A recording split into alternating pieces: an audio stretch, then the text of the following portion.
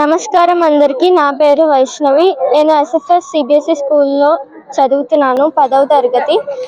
పర్యావరణాన్ని పరిరక్షించాలి.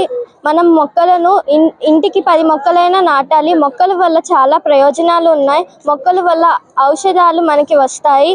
రాబోయే రోజుల్లో మొక్కలు నాటకపోతే మనకి ప్రాణాలకి హానికరం, ఆక్సిజన్ కూడా ఉండదు. నా పేరు హర్ష్. ఎస్ఎఫ్ఎస్ స్కూల్ 10వ తరగతిలో చదువుతున్నాను. ఇప్పటివరకు అయిన క్యాంపెయిన్లో చెట్లు నాటడం వల్ల వచ్చే ప్రాముఖ్యత గురించి తెలుసుకున్నాను.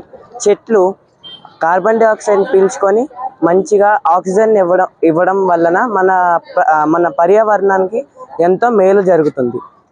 పక్షులకి ఇళ్ళనిచ్చి మరింత అడవుల్ని పెంచవచ్చు. ఎంతో ఆక్సిజన్ వలన మన ఆరోగ్యానికి కూడా మంచి జరుగుతుంది. ఈ ఎకో వైజాగ్ వాళ్ళు కండక్ట్ చేసిన క్యాంపెయిన్ ద్వారా నాకు చెట్ల ప్రాముఖ్యత గురించి ఎన్నో విషయాలు తెలుసుకున్నాను. ఈ విధంగా పర్యావరణాన్ని రక్షిస్తూ ఎన్నో చెట్లు నాటుదాం అని అనుకున్నాను. I'm from SFS school. దీన్ని తిప్పతీగ అంటారు.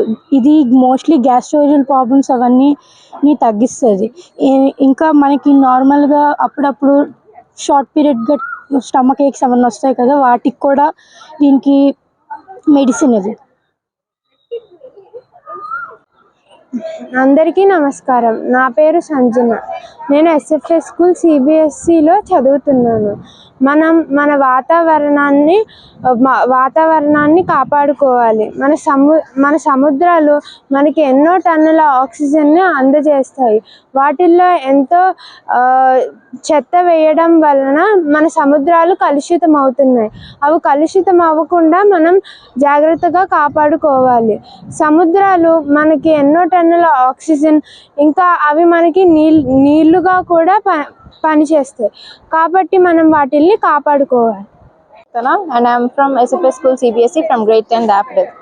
So today we have a campaign with our Eco Vizag. చెప్పుకుంటే చెట్ల గురించి చాలా యూజెస్ అనేవి ఉన్నాయి. చెట్లు మన జీవన వాయువు అనేది మనకి ప్రొవైడ్ చేస్తుంది. అది ఎంతో అవసరం మనకి. అది లేనిదే మన జీవనం లేదు. మనం వదిలే కార్బన్ డైఆక్సైడ్ని అవి అబ్జర్వ్ చేసుకొని వాటి ఫుడ్ కింద తయారు చేసుకుంటాయి.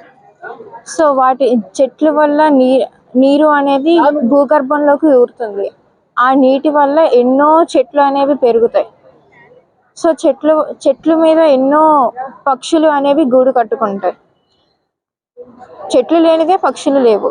కానీ పక్షుల వల్ల ఎన్నో యూజెస్ అనేవి ఉన్నాయి. మనం కనుక ఎగ్జాంపుల్ ఫ్రూట్స్ ఉన్నాయి అనుకోండి, అవి మనం తిని దాంట్లో ఉన్నవన్నీ పడేస్తాం, లైక్ సీడ్స్ లేకపోతే తొక్కులో అదేది.